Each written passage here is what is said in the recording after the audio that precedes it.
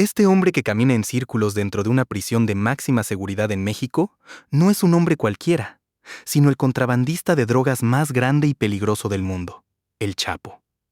En su celda se han instalado cámaras de CCTV especiales, con la ayuda de las cuales se le vigila las 24 horas del día. En su celda no hay tragaluz ni ninguna ventana, solo hay una zona de ducha construida en una esquina. Lo curioso es que, a pesar de tanta seguridad y vigilancia, el Chapo camina hacia la zona de la ducha y luego el personal de seguridad no lo vuelve a ver. Después de media hora, cuando empezaron a sospechar, ellos entraron a la celda, pero el contrabandista de drogas más grande del mundo ya había escapado. ¿Por qué lugar y cómo escapó? Echemos un vistazo a la vida de El Chapo y a su escape.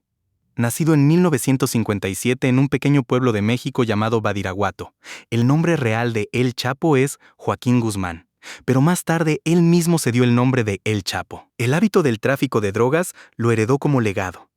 Su padre, que también era un traficante de drogas de poca monta, echó a El Chapo de la casa a una edad temprana. El Chapo no tenía ningún empleo para sobrevivir y, al no encontrar nada incluso después de buscar, él también comenzó a vender drogas. Con solo 15 años de edad, comenzó a cultivar drogas por sí mismo. Elegía alguna zona desierta para él y allí se ponía a cultivar marihuana. Poco a poco, su tráfico de drogas aumentó tanto que los grandes traficantes de drogas de México querían tenerlo en su banda. En la década de 1970, se unió a una banda de tráfico de drogas llamada El Güero Palma. En esta banda, él supervisaba el contrabando de drogas y era tan estricto en su trabajo que siempre que la entrega se retrasaba o se cometía el más mínimo error, él mataba al traficante.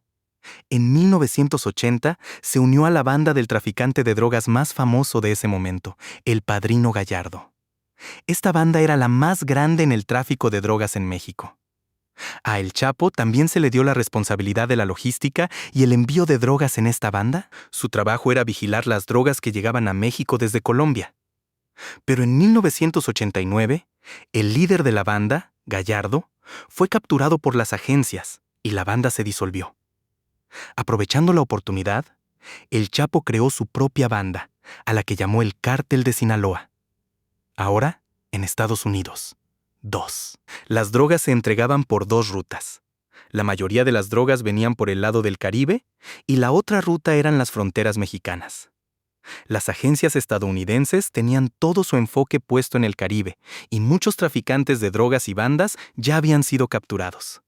El Chapo se aprovechó de esto y, utilizando diferentes canales, comenzó a introducir drogas en Estados Unidos. Él cultivaba una gran cantidad de drogas, entre las cuales la metanfetamina, la heroína, el éxtasis, la cocaína y la marihuana le daban mayores ganancias, por lo que se enfocaba más en estas mismas drogas.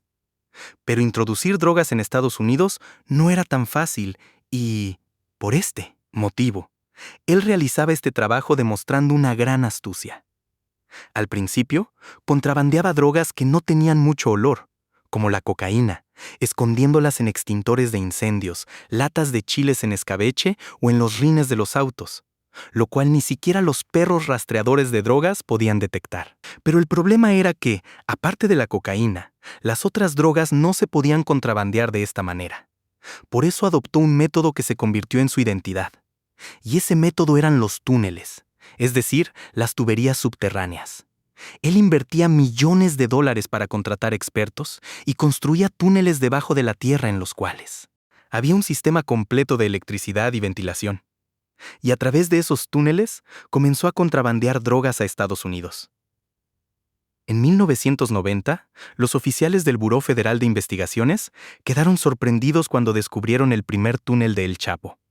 Ese túnel tenía 300 pies de largo y contaba con una instalación eléctrica completa. El túnel salía dentro de una casa que solía ser la casa de seguridad de El Chapo y, en caso de emergencia, él también podía escapar a través de este túnel.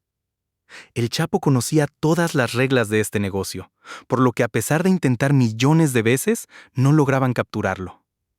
En noviembre de 2010, en Otay, Mesa se encontró otro túnel en el cual existía una instalación similar. Pero además de esto, también tenía instalado un sistema de rieles sobre el suelo con el cual se transportaban los escombros durante la construcción. Y, Más tarde, las drogas. En 2012 en Tijuana y en 2013 nuevamente en Otay Mesa se encontraron más túneles. Viendo su increíble habilidad, el Chapo y su banda comenzaron a ser llamados los reyes de los túneles. Él construía sus túneles a tal profundidad que ni siquiera las máquinas de radar de penetración terrestre podían detectarlos, y ocultaba astutamente las entradas de los túneles, como por ejemplo debajo de una tina de baño o del inodoro. Antes de construir los túneles, él elegía el lugar con mucho cuidado. Tuvo la intención de realizar la mayor parte del contrabando desde la ciudad de Otay Mesa, en California, situada en la frontera entre Estados Unidos y México. Él eligió Otay Mesa basándose en 3 razones. La primera era que Otay Mesa estaba cerca de 2 importantes centros de transporte, Tijuana y San Diego. Y debido a estos centros, era muy fácil transportar las drogas hasta los agentes. La segunda era que esta era una zona industrial donde había muchas fábricas, y el ruido del tráfico y de la maquinaria pesada de las fábricas era mayor. Por eso, cavar túneles aquí era fácil, ya que el ruido de la excavación se ocultaba en el ruido de las fábricas. Y la tercera razón es la tierra de aquí, porque a un lado de esta ciudad está el mar, lo que mantiene la tierra de aquí muy blanda. Por lo tanto, cavar aquí era muy fácil. Mientras que al otro lado hay montañas que también le dan firmeza a la tierra blanda. Y, debido a esto, los túneles no se colapsaban, por lo que este lugar era muy ideal para el Chapo. El 9 de junio de 1993, las autoridades mexicanas finalmente capturaron a El Chapo, le dictaron una sentencia de 20 años de prisión y lo metieron a la cárcel. Pero esta cárcel también siguió siendo su oficina para él. Él sobornaba al personal de la cárcel para conseguir todas las comodidades para sí mismo y su negocio. También organizaba reuniones para que su trabajo siguiera funcionando. En 2001, la Suprema Corte de México tomó una decisión, tras la cual el proceso de extradición de prisioneros entre los Estados Unidos y México se volvió más fácil. El Chapo sabía que, debido al contrabando de drogas a Estados Unidos, el gobierno de Estados Unidos lo pediría y lo encarcelaría en su territorio a como diera lugar, y que luego no sería fácil salir de ahí. Por eso, el Chapo planeó por primera vez escapar de la cárcel de México. Le dio un soborno de $2 millones a los guardias de la cárcel y escapó de la prisión metido en un carrito de lavandería. Durante los siguientes 13 años, él volvió a ser el dolor de cabeza de los gobiernos de Estados Unidos y México sin ser capturado, debido a sus túneles, al tráfico de drogas y a otros crímenes. Pero después de 13 años de esfuerzo, las agencias mexicanas supieron su ubicación exacta y realizaron una redada en su casa. Esta vez también él había hecho los arreglos para su escape. Se metió en un túnel secreto debajo de la tina de baño en el baño. Pero las autoridades no lo dejaron ir muy lejos, y finalmente fue capturado una vez más. Ahora fue enviado a la prisión más segura de México, la prisión de máxima seguridad del Altiplano, y se le mantuvo bajo una vigilancia especial para ser vigilado. Pero solo un año después, el 11 de julio de 2015, mientras caminaba en su celda, fue visto por última vez cerca de la zona de la ducha a las 8:50 de la noche. En su celda, la zona de la ducha era la única que estaba oculta a los ojos de la cámara.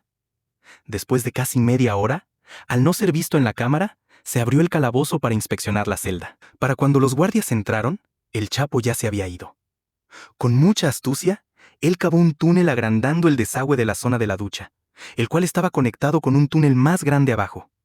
Este túnel se abría a 1 kilómetro de distancia en un sitio de construcción cercano, a 33 pies de profundidad y 5 pies con 7 pulgadas de ancho. Este túnel era tan grande que una persona podía pasar fácilmente por él.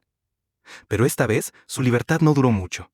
El 8 de enero de 2016, los marinos mexicanos atacaron nuevamente su casa de seguridad en Los Mochis y, tras una intensa resistencia, fue capturado una vez más. Esta vez, el gobierno estadounidense no quería correr más riesgos, por lo que en 2017 el gobierno mexicano entregó a El Chapo a Estados Unidos, donde está cumpliendo su sentencia de cadena perpetua en la prisión ADX Florence de Colorado. Pero la realidad es que, por mucha seguridad que haya, el gobierno estadounidense siempre tiene el temor de que el Chapo pueda escapar otra vez. Espero que también le den mucho amor y compartan este video. Muchísimas gracias por sus comentarios llenos de cariño. Nos vemos en el próximo y fantástico video.